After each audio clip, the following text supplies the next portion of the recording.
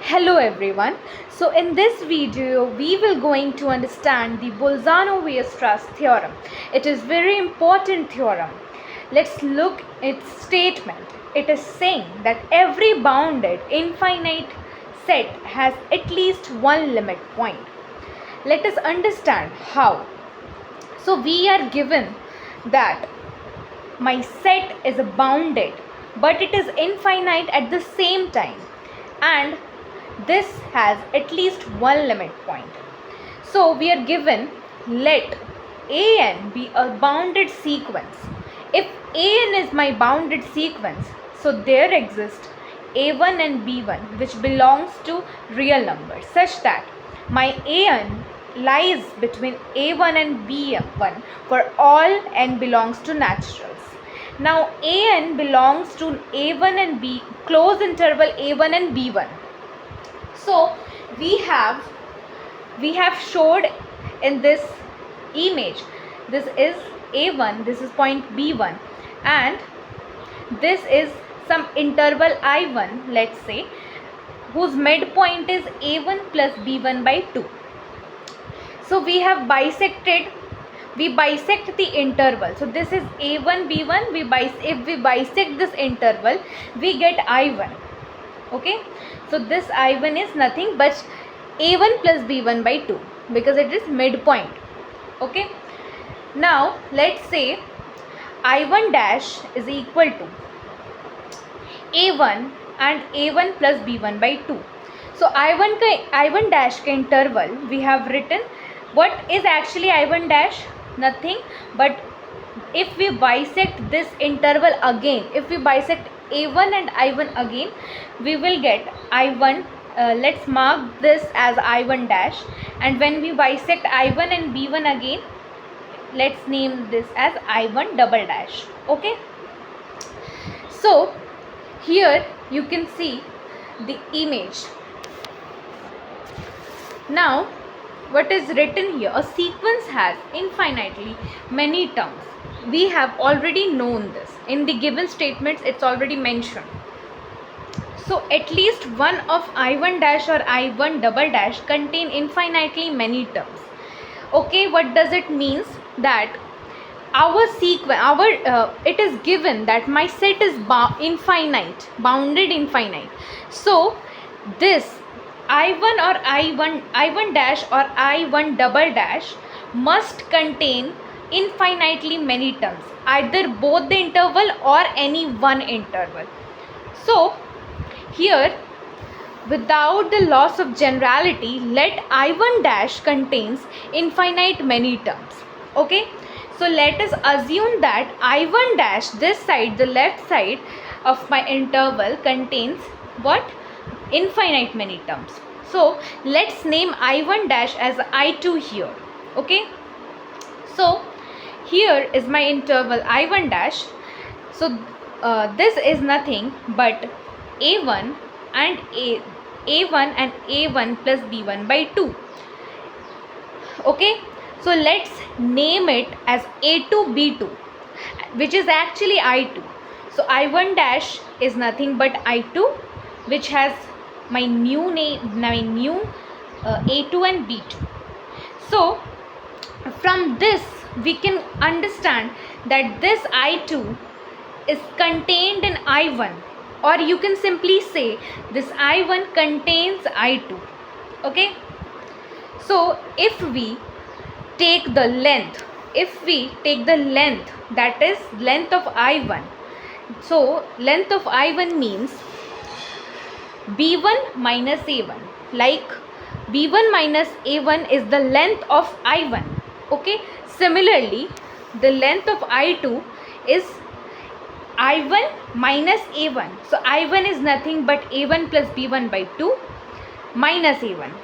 So if you solve this, you will get b1 minus a1 by 2, which is obvious because I1 is b1 minus a1. If you bisected I1, you will get half of I1, which is quite obvious. So I2 is nothing but half of length of I1. Okay, if we again bisect I2, now if we again bisect this interval, okay, so we are bisecting again and again, so the interval is getting smaller and smaller. Okay, let's see what is happening after bisecting the interval I1, that is I1 dash, which is I2, so don't get confused. So it is clearly given that my new points are, the new intervals are A2 and B2. So let's recap the previous one. We have named A1 as A2 and A1 plus B1 by 2 as B2. So this is nothing but my new coordinate, which is my new interval, which is I2.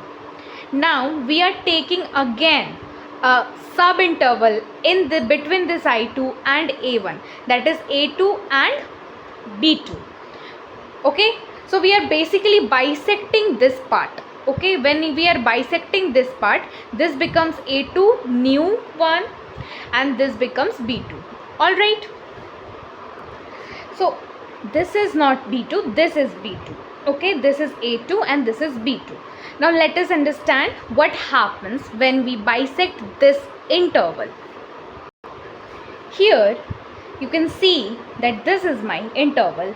I have clearly written A2, which was previously my A1, and B2, which was previously my I1 interval. When we are bisecting this, we are getting I2. Previously also we have proved till here that I2, A2 plus B2 upon 2. Now in this case we are again bisecting this interval. So let's name this as I2 dash, and in this interval I2 double dash. So I2 dash is nothing but A2 and A2 plus B2 by 2. Okay, and I2 double dash is nothing but A2 plus B2 by 2 and B2. Okay, now when you will going to take the length of I2 dash, you will get I2 dash is again nothing but I3. Okay, so this is equivalent to I3.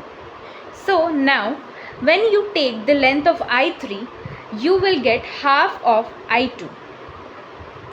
Now half of I2 means half of I1, the length I1, and this is 1 by 2 square of I1.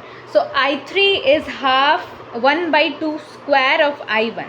Similarly, I4 will be half of I3, and I3 is like I4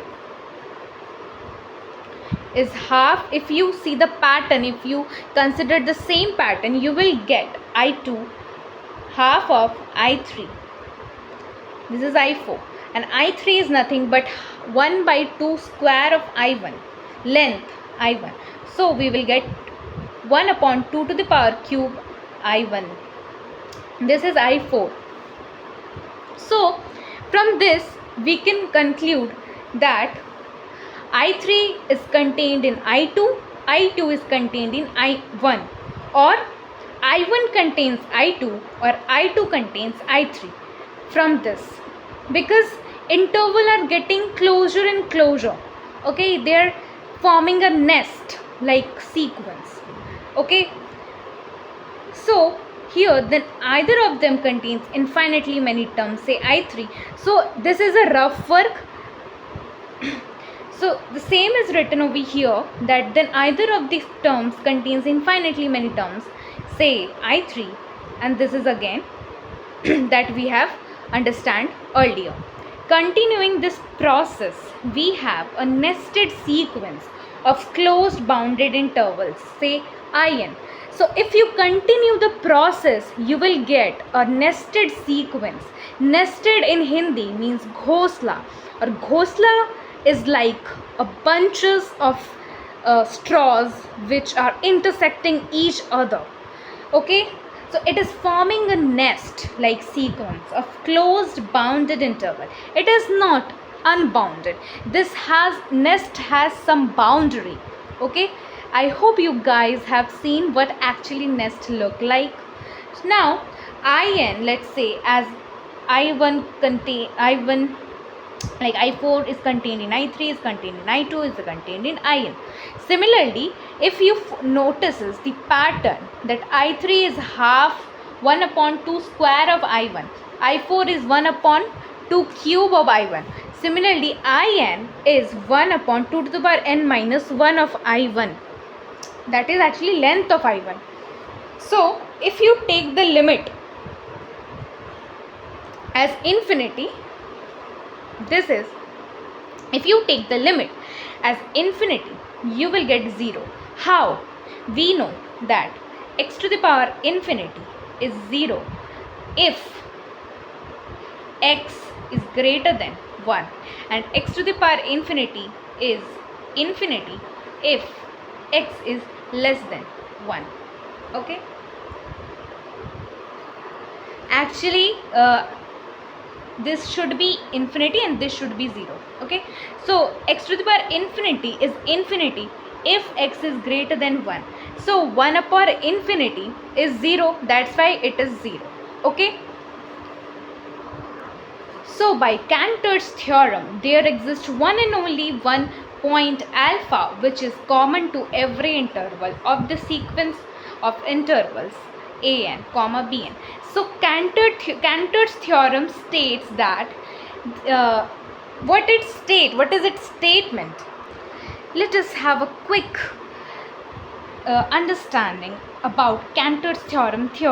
Its statement states that if I and B an interval an, bn denotes a sequence of closed intervals, each of which is contained in the preceding interval, and if the lengths of the intervals of the sequence converge to 0, as we have shown in our proving that my sequence is converging to 0, also it is bounded.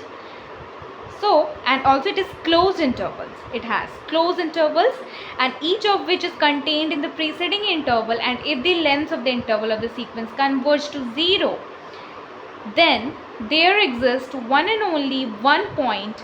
Let's say this epsilon, it's not epsilon, let's take alpha in place of this, which lies inside every interval of the sequence of the interval, such that limit an is equal to limit bn, that is alpha. Okay? Now let us understand what is happening over here.